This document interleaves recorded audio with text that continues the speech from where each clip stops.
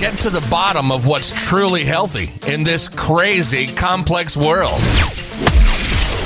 so you can take back what is rightfully yours. Welcome to the Health Sovereign Podcast. This is your host, Logan Christopher.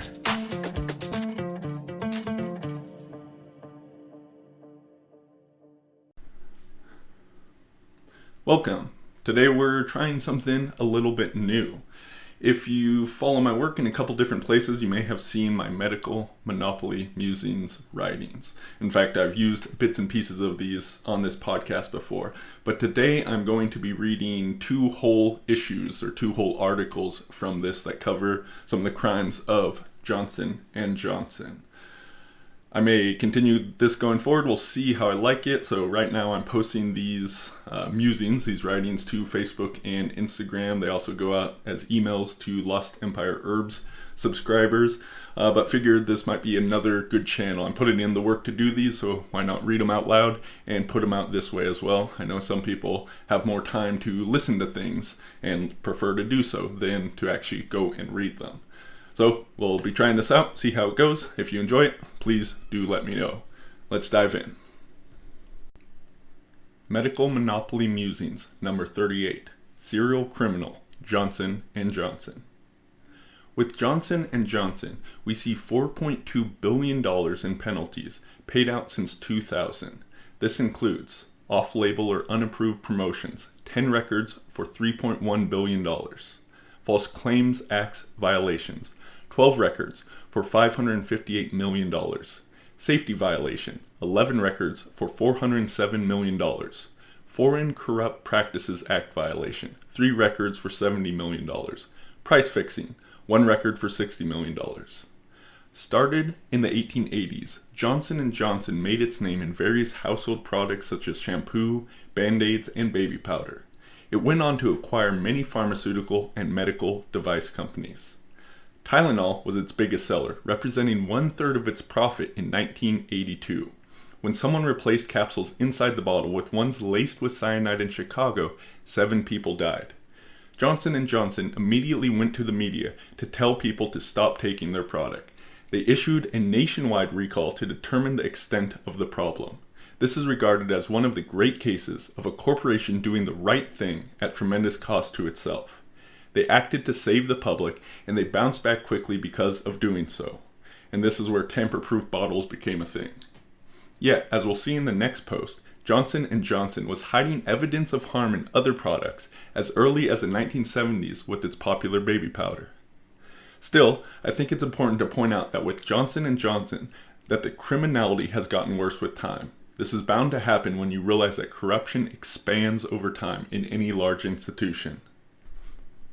One of the biggest criminal pharmaceutical company cases occurred in 2013. Johnson & Johnson paid $2.2 billion in fines for marketing the anti-psychotic Risperdal. They marketed that drug for unapproved usages, paid doctors kickbacks, and encouraged off-label usage. Then Attorney General Eric Holder said they, quote, recklessly put at risk the health of some of the most vulnerable members of our society, including young children, the elderly, and the disabled. It constituted a clear abuse of the public trust, showing a blatant disregard for systems and laws designed to protect public health. As our filings make clear, these are not victimless crimes, end quote. Alex Gorski was VP of Sales and Marketing when that false marketing was being perpetrated. Instead of being held liable, he got promoted to his still current position as CEO in 2012. Under his leadership, Johnson & Johnson played a role in the opioid crisis, for which they were ordered to pay $572 million to Oklahoma. Judge Balkman said Johnson & Johnson spread, quote, false, misleading, and dangerous marketing campaigns that had caused exponentially increasing rates of addiction, overdose, deaths, end quote. Appeals and other court cases are ongoing in the opioid epidemic. And let's not forget that $21.4 million criminal penalty for bribes to government officials in Greece, Poland, and Romania, as well as kickbacks to Iraq. Included in this were charges of conspiracy, because, any conspiracy theories about Big Pharma are automatically dismissed by most, yet here is proof of one of them. There's so much more. In 2008, Johnson & Johnson engaged in a phantom recall. Their Motrin IB capsules were not dissolving, so they hired contractors to buy up the product off store shelves that's not going through official recall methods. They paid out $2.5 billion to 8,000 people with flawed hip implants and $117 million for dangerous pelvic mesh surgeries. Next time, the big cancer-causing baby powder debacle. Medical Monopoly Musings, number 39, Johnson & Johnson's Asbestos baby powder. Some people think conspiracies can't exist because someone would talk. Well, this one only took half a century to come to light. Late in 2019, Johnson & Johnson recalled 33,000 bottles of its baby powder. The FDA finally found cancer-causing asbestos inside. Johnson & Johnson claimed that they had stringent tests, never found asbestos, and that it was safe. Except that concerns had been raised back as early as 1971 and many times since.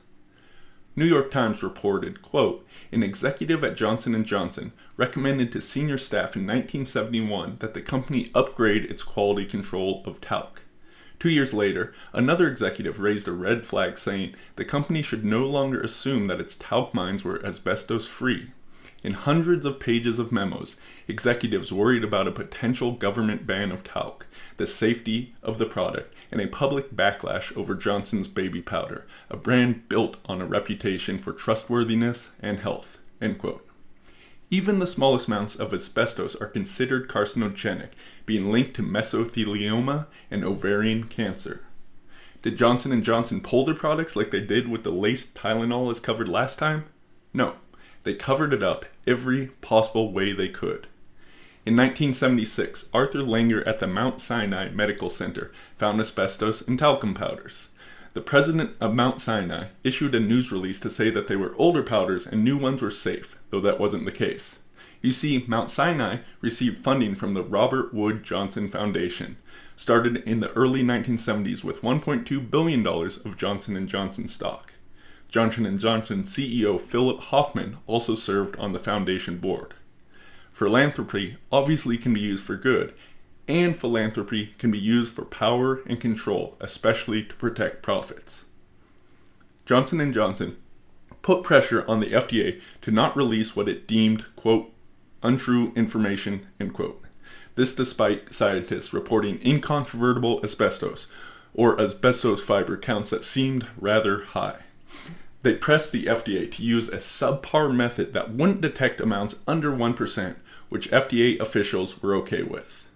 An internal Johnson & Johnson memo, marked strictly confidential from a research director, says how science was to be handled. Quote, our current posture with respect to sponsorship of talc safety studies has been to initiate studies only as dictated by confrontation.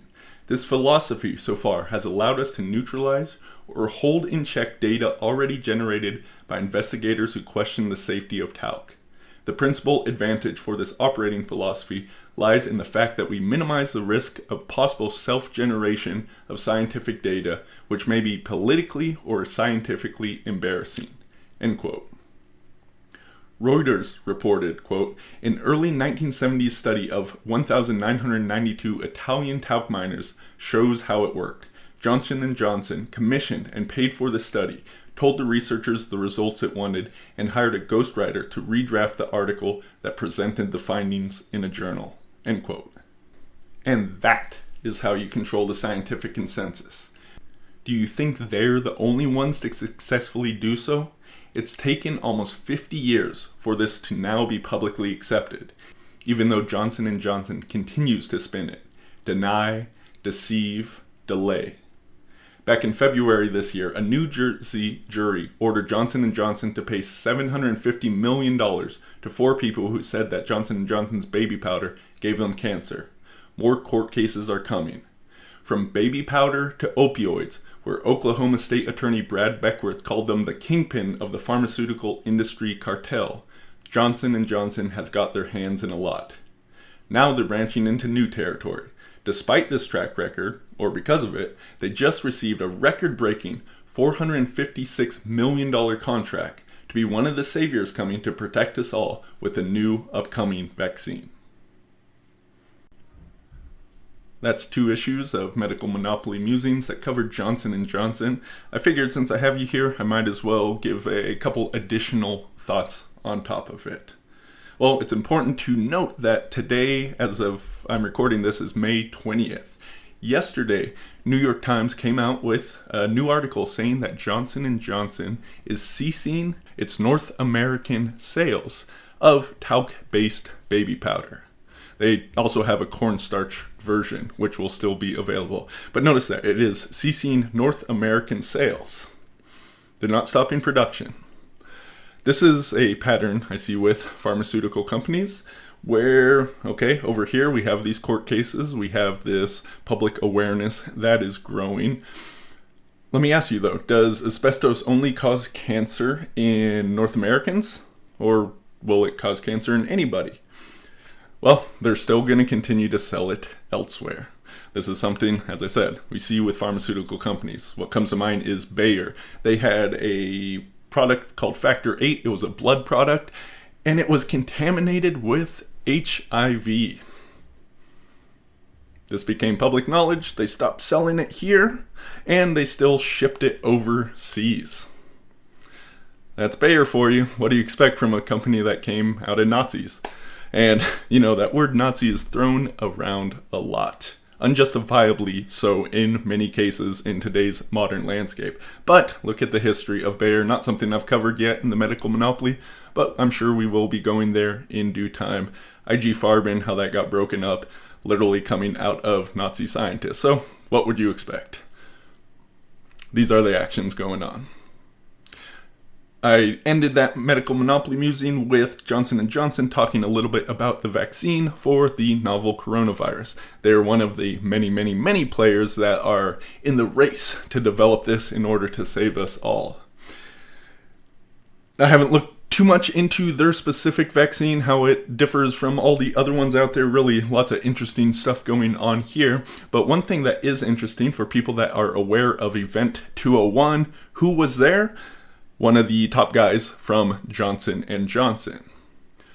Now, I'm not going to say what this means. I'm going to leave that to you to figure out. But I'd say that Johnson & Johnson, being this huge company, being there at this event, there's a good chance that their vaccine could come out on top.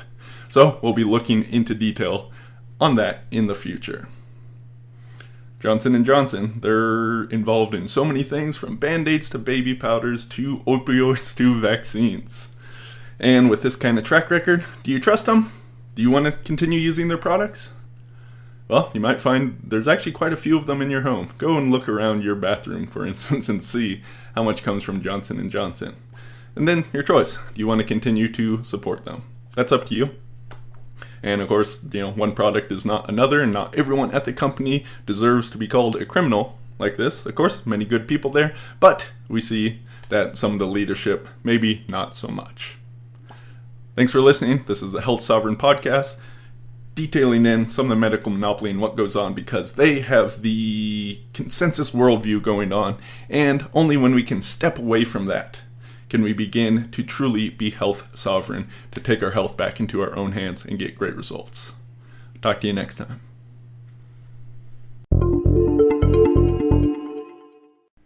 Do you want to take this mind and apply it to your health one-on-one? Learn how to activate a superpower level of health with a systems approach, and finally understand why your health may not be where you want it to be, despite, or perhaps because of, living in the information age. I've got limited spots available in my coaching program. Find out more and apply at virtuousvitality.com.